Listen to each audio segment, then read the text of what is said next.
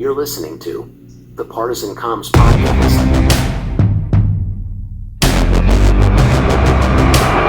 There is a signal broadcast every second of every day through our television sets.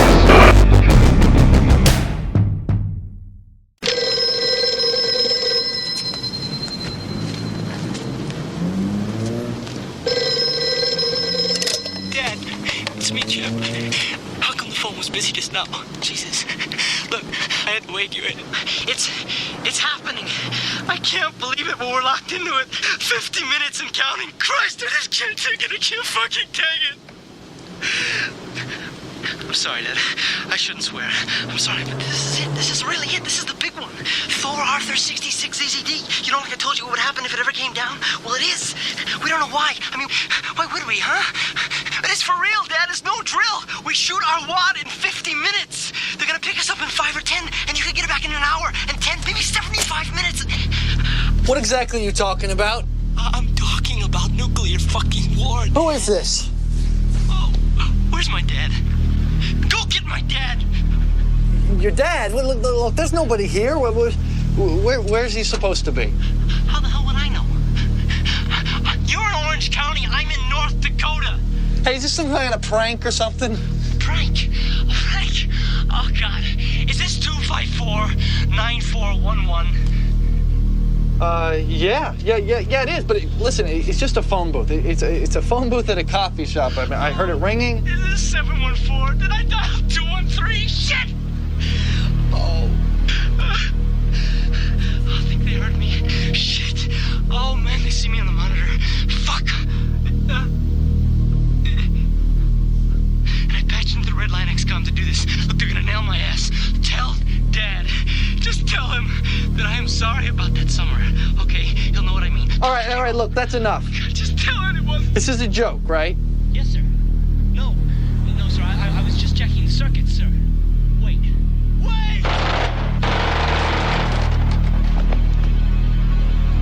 Secured. Should I trace? Listen, it's probably a felony to joke around on the phone like this. Who are you? Who am I?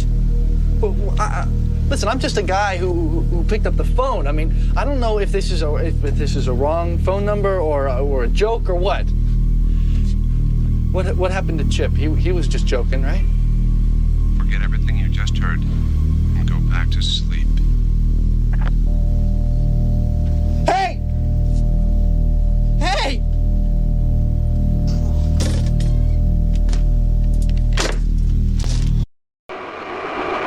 Welcome to episode 11. I'm Terrence. Today we'll talk about the current tension between NATO and Russia and the threat of a second Cold War, as well as the potential consequences of these tensions leading to a nuclear conflict. I was reading an article recently about how Britain and other members of NATO are urging a shift to a wartime mindset amid perceived threats from Russia. Specifically, NATO Secretary General Mark Rutte has stated that the global security situation is the worst in his lifetime, and that nations are not ready for what's coming. He also mentioned that much higher defense spending is needed to keep the enemy at bay, and that Russia is preparing for long-term confrontations with Ukraine and with NATO in a speech that he delivered in Brussels. But how did we get to this point, where NATO and Russia are potentially on the cusp of conflict? Well, the roots of this hostility can be traced back to the Cold War. The term Cold War was first used by English writer George Orwell in 1945 to describe the state of tension and nuclear stalemate between the superpowers, and this was a period of intense geopolitical tension and ideological rivalry between the United States and the Soviet Union, along with their respective allies. Spanning from the end of World War II in 1945 until the dissolution of the Soviet Union in 1991, the Cold War shaped international relations and had a profound impact on global politics, economics, and society. The origins can be traced back to the uneasy alliance between the United States and the Soviet Union during World War II. Despite their cooperation against Nazi Germany, deep-seated ideological differences, as well as mutual distrust, persisted. The U.S. championed capitalism and democracy, while the Soviet Union promoted communism. After World War II, the Soviet Union sought to expand its influence in Eastern Europe, establishing communist governments in countries like Poland, Hungary, and East Germany. This expansion alarmed the United States and its Western allies, who feared this would lead to a further spread of communism. The Cold War was marked by several key events and developments that defined the era. For instance, in 1946, Winston Churchill famously declared that an Iron Curtain had descended across Europe, dividing the communist East from the capitalist West. The U.S. adopted a policy of containment aimed at preventing the further spread of communism. This policy was articulated by diplomat George Kennan and became the cornerstone of U.S. foreign policy. To rebuild war-torn Europe and counter Soviet influence, the U.S. launched the Marshall Plan in 1948, providing economic aid to Western European countries. In response to Soviet blockades in Berlin, the U.S. and its allies conducted the Berlin Airlift, supplying West Berlin with essential goods via air transport. The Cold War turned hot in 1950 with the outbreak of the Korean War. North Korea, supported by the Soviet Union and China, invaded South Korea. The U.S. and United Nations forces intervened to support South Korea, leading to a bloody conflict that ended in stalemate in 1953. In 1962, the discovery of Soviet nuclear missiles in Cuba brought the world to the brink of nuclear war. After tense negotiations, Soviet Premier Nikita Khrushchev agreed to remove the missiles from Cuba in exchange for a U.S. pledge not to invade Cuba and the removal of U.S. missiles from Turkey. The 1970s saw a period of easing of tensions between the superpowers, key agreements such as the Strategic Arms Limitations talks, and the Anti-Ballistic Missile Treaty aimed to curb the arms race and reduce the risk of nuclear conflict. The Cold War began to wind down in the 1980s with the rise of Mikhail Gorbachev as the leader of the Soviet Union. Gorbachev's policies of glasnost, or openness, and perestroika, restructuring, aimed to reform the Soviet political and economic system.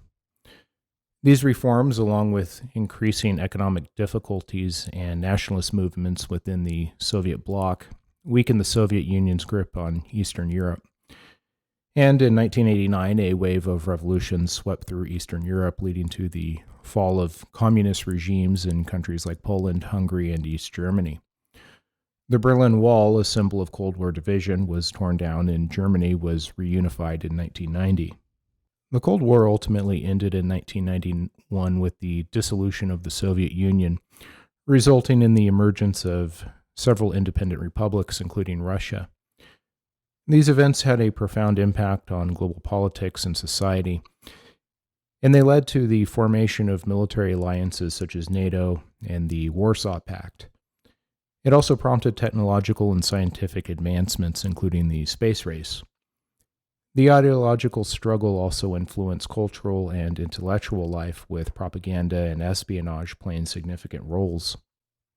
In response to the tensions early on during the Cold War, civil defense programs in the United States began to take shape, and they have evolved significantly over the past century. The evolution of these programs reflected changes in technology, geopolitical threats, and societal needs. These programs were designed to protect civilians and their property from military attacks and other disasters. The idea of civil defense gained traction during World War II. In 1941, President Roosevelt created the Office of Civilian Defense to prepare for potential attacks on American soil. They organized air raid drills, blackout practices, and the construction of bomb shelters. Volunteers were trained to assist in emergency situations, and public awareness campaigns were launched to educate citizens on how to protect themselves. The Cold War era marked the peak of civil defense activities in the United States. The threat of nuclear war with the Soviet Union led to the establishment of extensive civil defense programs. In 1950, President Truman signed the Federal Civil Defense Act, which created the Federal Civil Defense Administration. The Federal Civil Defense Act was responsible for coordinating national efforts to protect civilians from nuclear attacks.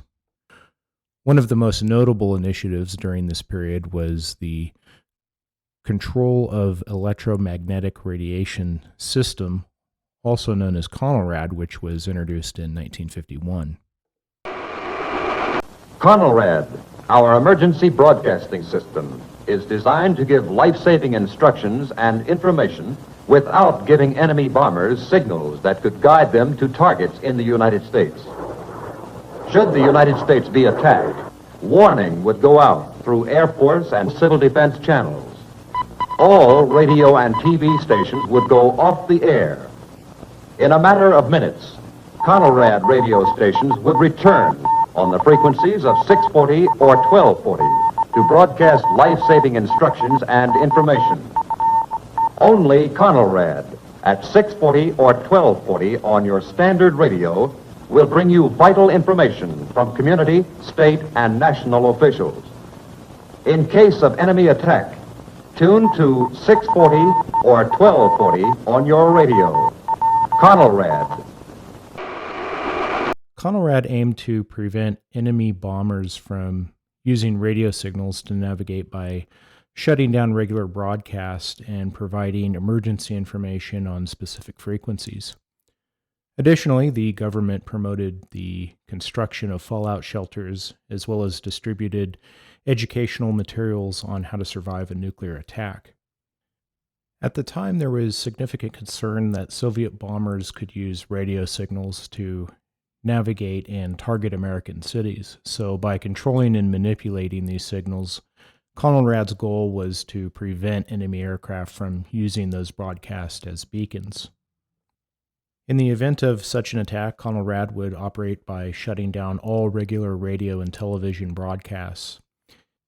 Instead, selected AM radio stations would switch to one of two frequencies, 640 kilohertz or 1240 kilohertz, and these stations would then broadcast emergency information in a coordinated manner. To further confuse potential enemy bombers, the participating stations would frequently switch on and off, creating a pulsing signal that made it difficult for navigators to home in on a specific location. The system was designed to be activated quickly through a network of key stations and relay points. In the event of an alert, the Federal Civil Defense Administration would notify these key stations, which would then initiate the CONELRAD protocol.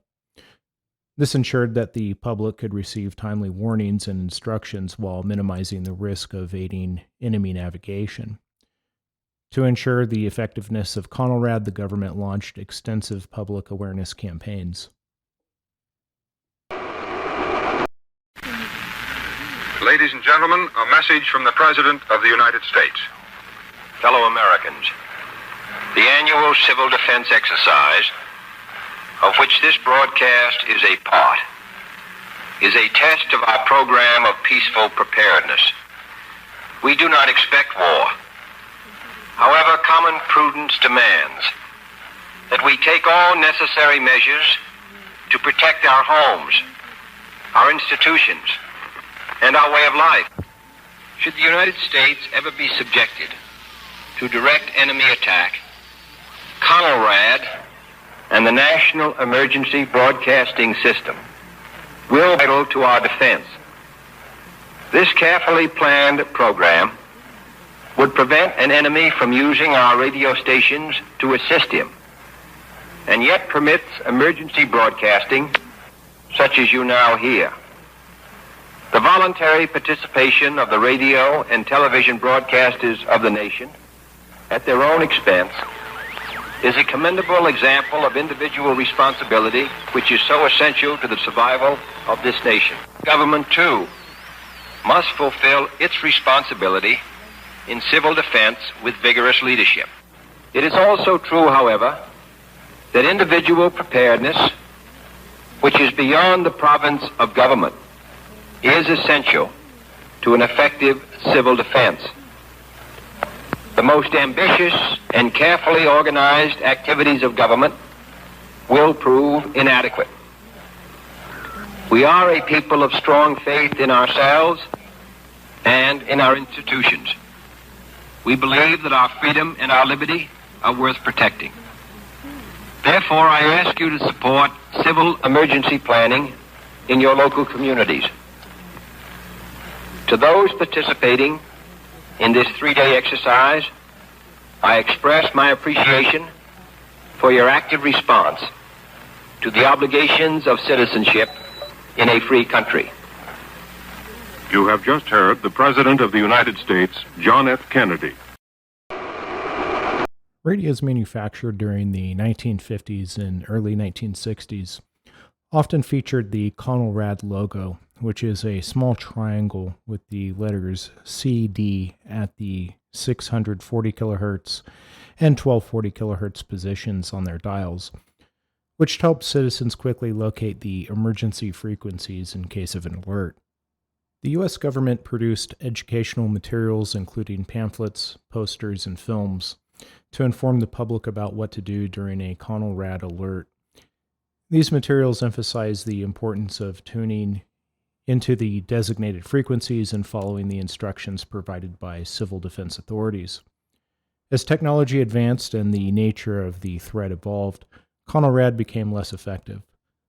The development of intercontinental ballistic missiles reduced the likelihood of bomber attacks, and improved navigation systems made the pulsing signal strategy obsolete.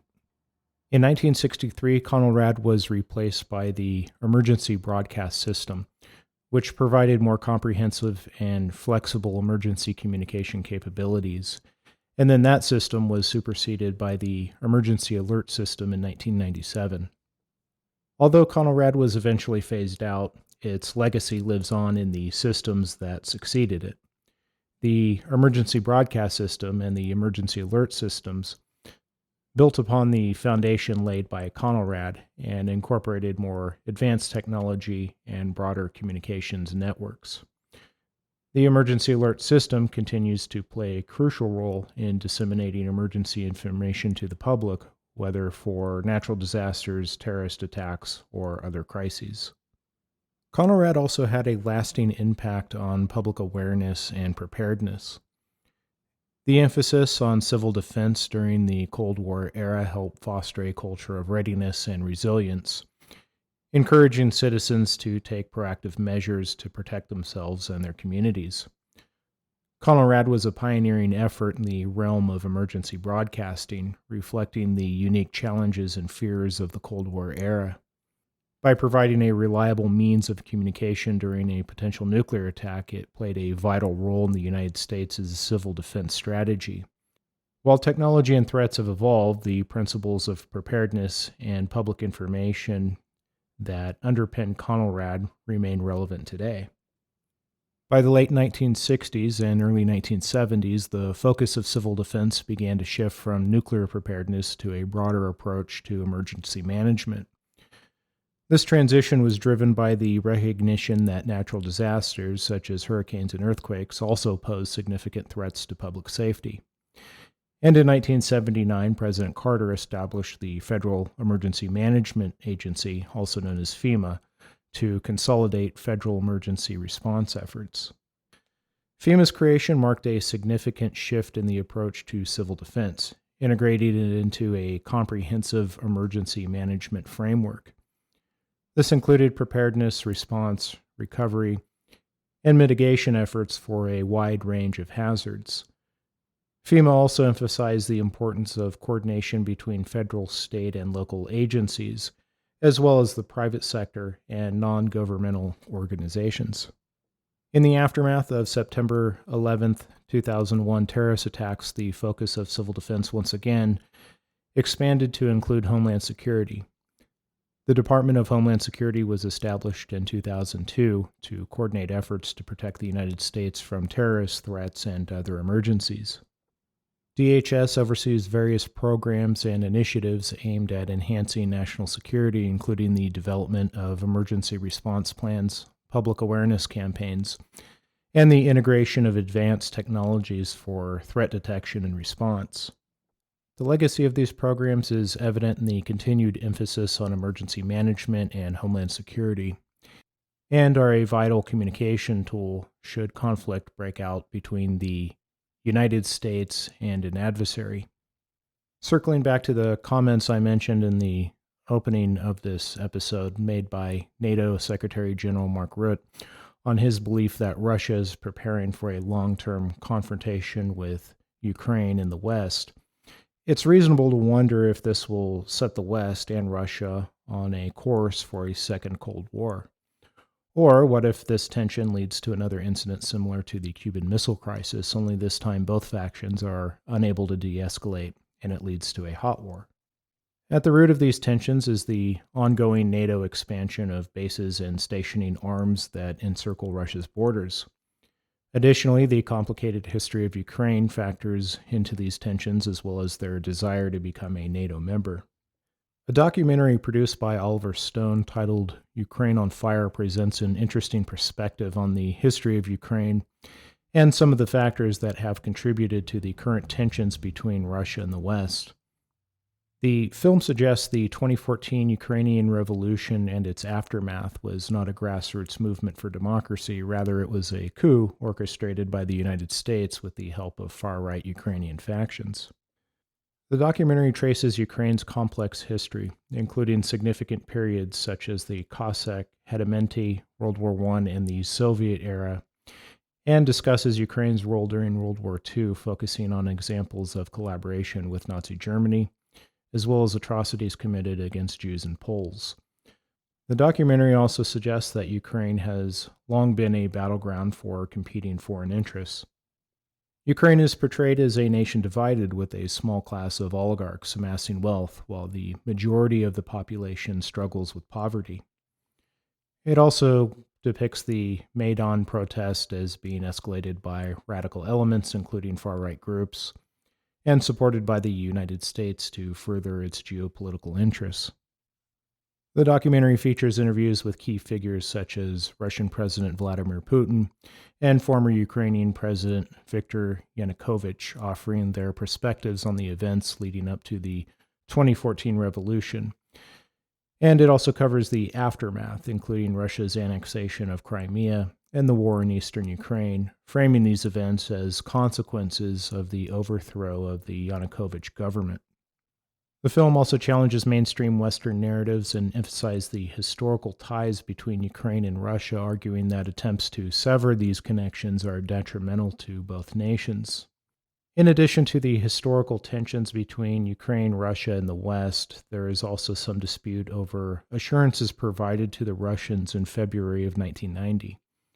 The Russians have asserted that former U.S. Secretary of State James Baker III assured Soviet leader Mikhail Gorbachev that NATO would not expand 1 inch eastward if the Soviet Union agreed to the reunification of Germany. This assurance was part of broader discussions involving Western leaders, including President George H.W. Bush and German Chancellor Helmut Kohl, who also provided similar assurances to Soviet officials. These discussions were in the context of ending the Cold War, in addition to the impending reunification of Germany. Western leaders sought to alleviate Soviet fears that a unified Germany would pose a threat if it remained in NATO, and Baker's assurance was intended to secure Soviet consent for the German reunification under NATO's umbrella. However, this assurance was not formalized in a written treaty, leading to differing interpretations and a subsequent controversy. While Western leaders viewed the assurance as a temporary measure specific to the immediate context of German reunification, Soviet and later Russian officials interpreted it as a broader commitment against NATO's eastward expansion.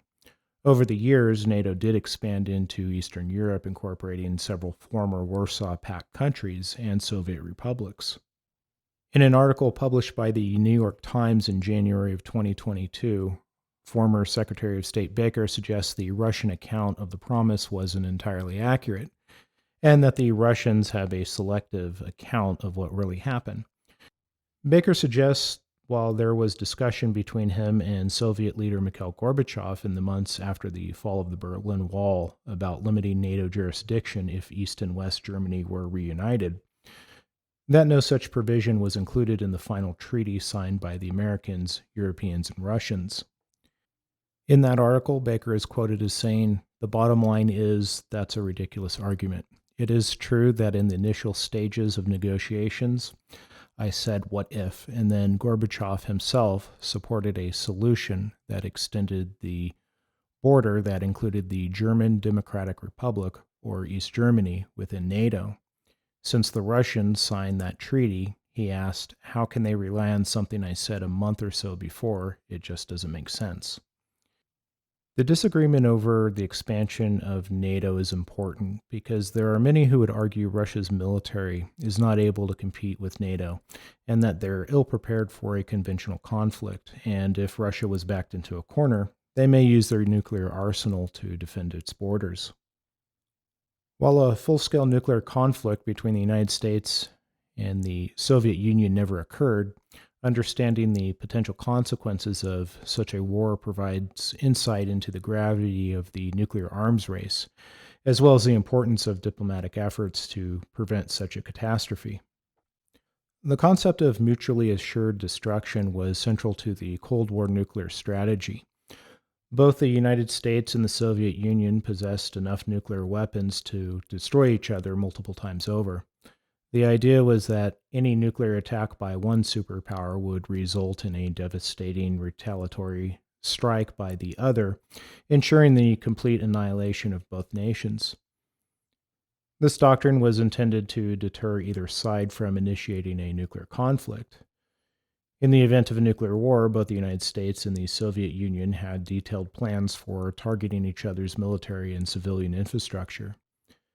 The United States' single integrated operational plan outlined a range of scenarios for limited strikes to full-scale attacks. Key targets included military bases, missile silos, command and control centers, and major cities. Under this doctrine, one scenario might be a full-scale U.S. nuclear strike on the Soviet Union, which would have targeted approximately 1,000 installations related to nuclear delivery capabilities, as well as major urban centers. This would have resulted in the destruction of 83 to 88% of all targets with catastrophic casualties and infrastructure damage. Similarly, the Soviet plans likely included strikes on major U.S. cities such as Washington, D.C., New York City, Los Angeles, and military installations across the country.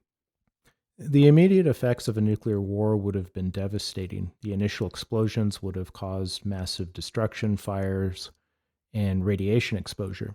Millions of people would have been killed instantly, and many more would suffer from severe injuries and radiation sickness.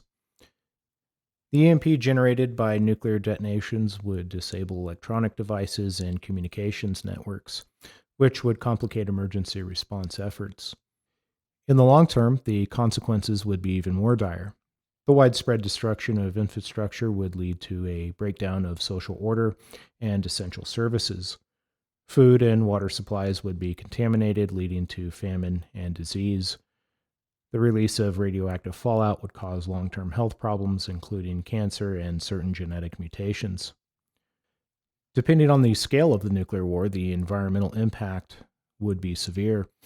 The concept of nuclear winter suggests that the massive amounts of smoke and soot generated by nuclear explosions and subsequent fires could block sunlight, leading to a significant drop in global temperatures. This could result in widespread crop failures and exacerbate a humanitarian crisis. The potential for such catastrophic consequences underscores the importance of diplomatic efforts and arms control agreements during the Cold War. Treaties such as the Strategic Arms Limitations Talks, the Anti-Ballistic Missile Treaty, and the Intermediate Range Nuclear Forces Treaty were crucial in reducing the number of nuclear weapons and preventing the escalation of tensions. The Cuban Missile Crisis of 1962 was a pivotal moment that highlighted the dangers of nuclear brinksmanship. The successful resolution of the crisis through diplomatic negotiations demonstrated the need not only for preparing the public with systems like CONELRAD, but also open communications and compromise with adversaries. Good evening, my fellow citizens.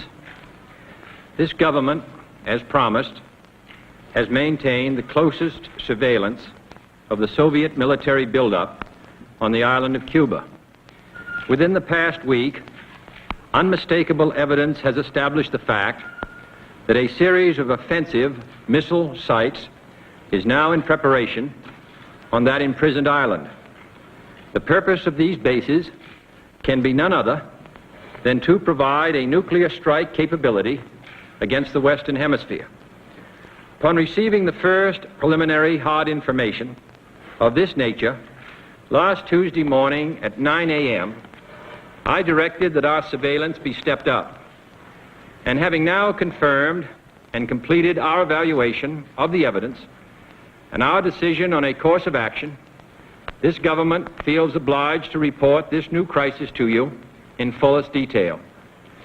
The characteristic of these new missile sites indicate two distinct types of installations. Several of them include medium-range ballistic missiles capable of carrying a nuclear warhead for a distance of more than 1,000 nautical miles. Each of these missiles, in short, is capable of striking Washington, D.C., the Panama Canal, Cape Canaveral, Mexico City, or any other city in the southeastern part of the United States, in Central America, or in the Caribbean area. Additional sites not yet completed appear to be designed for intermediate range ballistic missiles capable of traveling more than twice as far and thus capable of striking most of the major cities in the Western Hemisphere, ranging as far north as Hudson's Bay, Canada, and as far south as Lima, Peru. In addition, jet bombers capable of carrying nuclear weapons are now being uncrated and assembled in Cuba, while the necessary air bases are being prepared. This urgent transformation of Cuba into an important strategic base by the presence of these large, long-range, and clearly offensive weapons of sudden mass destruction constitutes an explicit threat to the peace and security of all the Americas, in flagrant and deliberate defiance of the Rio Pact of 1947, the traditions of this nation and hemisphere, the joint resolution of the 87th Congress, the Charter of the United Nations, and my own public warnings to the Soviets on September 4th and 13th. This action also contradicts the repeated assurances of Soviet spokesmen, both publicly and privately delivered, that the arms buildup in Cuba would retain its original defensive character, and that the Soviet Union had no need or desire to station strategic missiles on the territory of any other nation. The size of this undertaking makes clear that it has been planned for some months. Yet only last month, after I had made clear the distinction between any introduction of ground-to-ground missiles and the existence of defensive anti-aircraft missiles, the Soviet government publicly stated on September 11th that, and I quote, "The armaments and military equipment sent to Cuba are designed exclusively for defensive purposes," unquote. That there is, and I quote the Soviet government, "there is no need for the Soviet government to shift its weapons for a retaliatory blow to any other country, for instance, Cuba," unquote. And that, and I quote the government, "the Soviet Union has so powerful rockets to carry these nuclear warheads that there is no need to search for sites for them beyond the boundaries of the Soviet Union," unquote. That statement was false. Only last Thursday, as evidence of this rapid offensive buildup was already in my hand, Soviet Foreign Minister Gromyko told me in my office that he was instructed to make it clear once again, as he said his government had already done, that Soviet assistance to Cuba, and I quote, "pursued solely the purpose of contributing to the defense capabilities of Cuba," unquote. That, and I quote him, "training by Soviet specialists of Cuban nationals in handling defensive armaments was by no means offensive. And that if it were otherwise," Mr. Gromyko went on, "the Soviet government would never become involved in rendering such assistance," unquote. That statement also was false. Neither the United States of America nor the world community of nations can tolerate deliberate deception and offensive threats on the part of any nation, large or small. We no longer live in a world where only the actual firing of weapons represents a sufficient challenge to a nation's security to constitute maximum peril. Nuclear weapons are so destructive and ballistic missiles are so swift that any substantially increased possibility of their use or any sudden change in their deployment may well be regarded as a definite threat to peace. For many years, both the Soviet Union and the United States, recognizing this fact, have deployed strategic nuclear weapons with great care, never upsetting the precarious status quo, which ensured that these weapons would not be used in the absence of some vital challenge. Our own strategic missiles have never been transferred to the territory of any other nation under a cloak of secrecy and deception. And our history, unlike that of the Soviets since the end of World War II, demonstrates that we have no desire to dominate or conquer any other nation or impose our system upon its people. Nevertheless, American citizens have become adjusted to living daily on the bullseye of Soviet missiles located inside the USSR or in submarines. In that sense, missiles in Cuba add to an already clear and present danger. Although it should be noted, the nations of Latin America have never previously been subjected to a potential nuclear threat. But this secret, swift, extraordinary buildup of communist missiles in an area well known to have a special and historical relationship to the United States and the nations of the Western Hemisphere, in violation of Soviet assurances and in defiance of American and hemispheric policy, this sudden, clandestine decision to station strategic weapons for the first time outside of Soviet soil is a deliberately provocative and unjustified change in the status quo, which cannot be accepted by this country if our courage and our commitments are ever to be trusted again by either friend or foe.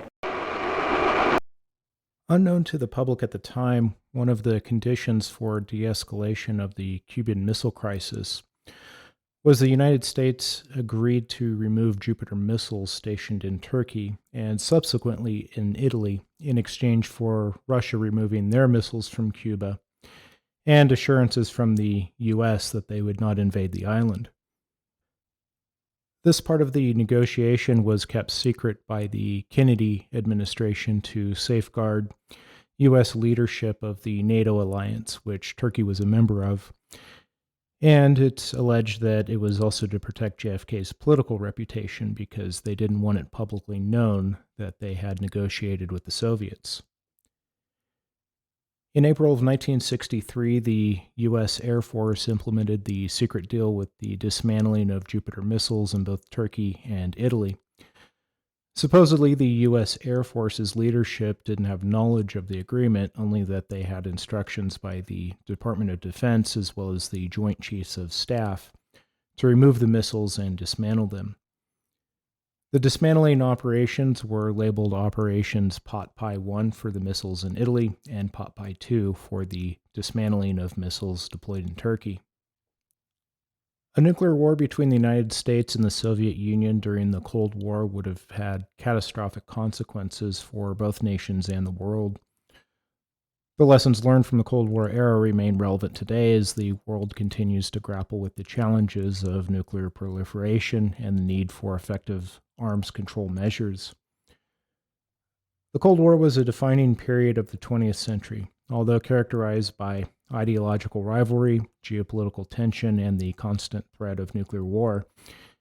Its resolution marked a significant shift in global power dynamics and left a legacy on international relations and global politics, and the impact continues to shape international relations today.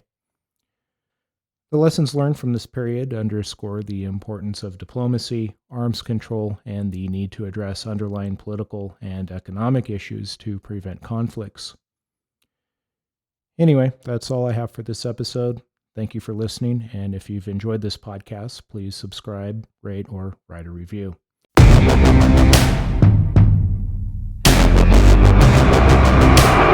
There is a signal broadcast every second of every day through our television sets.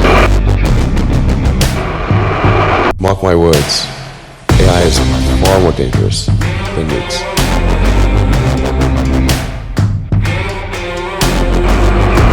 Science and technology are propelling us forward at accelerating rates. Engines throttling up, 3 engines now at 104%.